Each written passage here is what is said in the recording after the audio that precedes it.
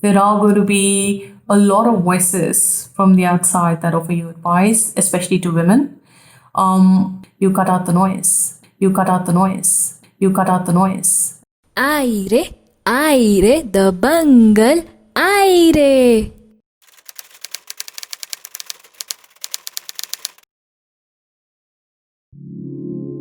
It's fair to say my mother was my best friend. It sounds like a really cliche thing to say, but I grew up in an army family with two brothers were siblings. So growing up, she was really that one constant female presence in my life.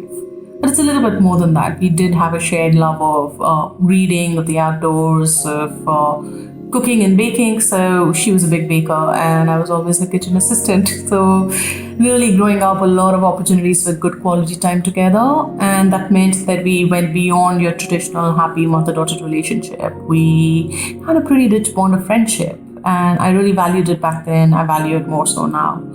And I say that because about the time that I was 22, things took a somewhat unfortunate turn. My mother took ill quite unexpectedly, quite ill. And we didn't really know what was going on for a few months. And then we discovered that she'd been diagnosed with leukemia. And really, as devastating as it was, we kind of came together as a family and just threw ourselves into doing whatever it was that was needed in the moment. But things didn't quite pan out as we'd hoped. So about the time, I remember I was in my master's at the time and I was coming up to my last term. She was pronounced as being terminally ill. Now, that's an absolutely soul-crushing diagnosis to receive, a prognosis to receive by one's mother. But it was made even more difficult because I was faced with this two very conflicting choices at the time. The last term of my master's required me to be doing an internship that would lead on to a final placement. I'd always wanted to work in the capital markets, which meant that ideally this internship should be in Mumbai, which was the financial capital of India. But my family were Delhi based, so if I were to pursue the professional dream, I would have to move away from my family at a time which was a pretty critical juncture in our lives. And we didn't really know how long we'd have mom around for. So I was conflicted, and all the advice that I was getting from people around me was that I definitely had to make the second choice, which was pick up whatever job was available locally and focus on my family. Now, interestingly, my parents took a pretty contrarian stand at that time. They knew I wanted to work in the capital markets. They'd always pushed me hard for academic excellence and really wired me to be career orientated. So they supported my decision to move to Mumbai. They were the only people who did. So I moved to Mumbai and I kind of lived with the guilt of being away, but I also worked extra hard to make my time over there count. And I had a productive internship, and I have to say, I landed a job that felt like a good launch pad. But my heart was always back home. So I was using every opportunity to come back, whether it was the weekends or using up all my holiday allowance and all my savings, just traveling back home to Delhi. Um, After 2.5 years of doing this, I decided enough was enough, and I could see my mother was withering away, so I decided I wanted to move back home. And interestingly, at that point, when I had a conversation with my family, they again took a somewhat contrarian stance, saying I should stick around in Mumbai and just focus on my career. And it wasn't that they were saying, don't come home, you're not welcome at home.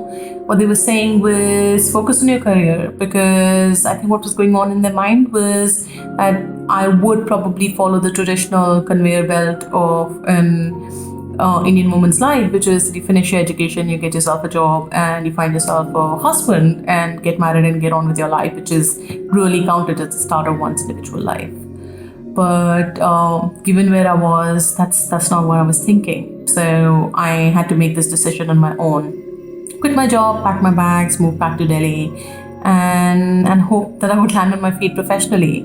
But personally, it is one of the best decisions that I've taken because it meant that the last year and a bit of my mother's life, I was around and I could make it count. So that was great.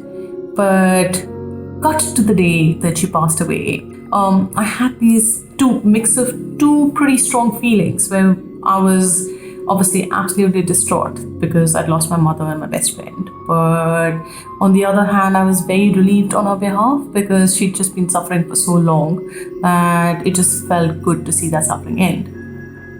But what made that day particularly difficult was that pretty much every single person who came sort of offered me the condolences, but almost in the same breath said, your mother would have so loved to have seen you married.